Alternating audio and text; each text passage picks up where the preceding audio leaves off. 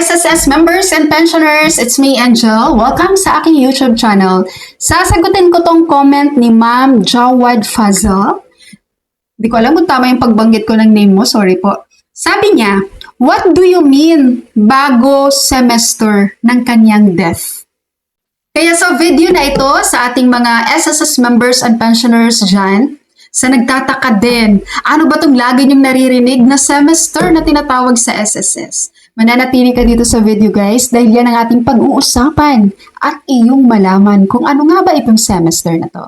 Halimbawa, kapag ang SSS member na hindi pensyonado at namatay, di ba dito sa policy ni SSS, nakalagay dito, ito sa monthly pension, a lifetime cash benefit paid to the primary beneficiaries of a deceased member who had paid at least 36 months contributions prior to the semester of death.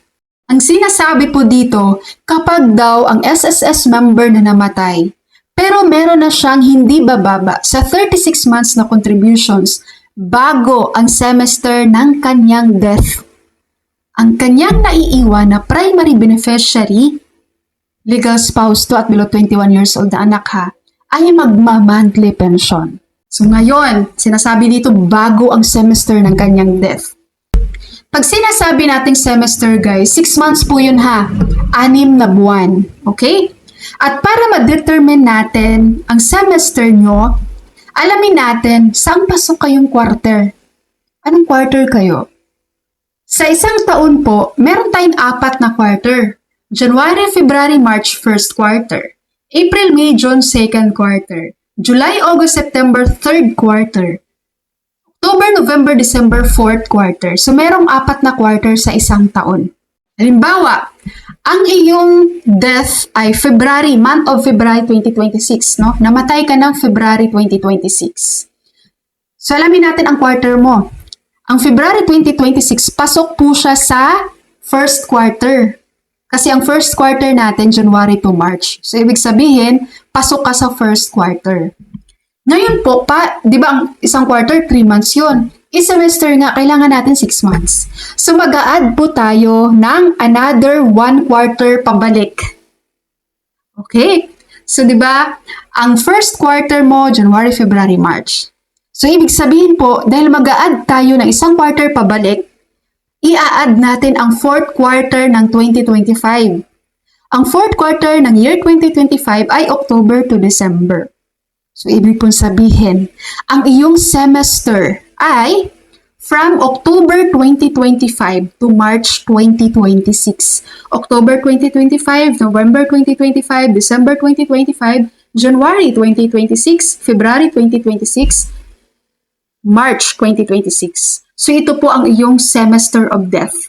Isabi dito, dapat meron ka ng hindi bababa sa 36 months na contributions bago ang semester ng iyong death.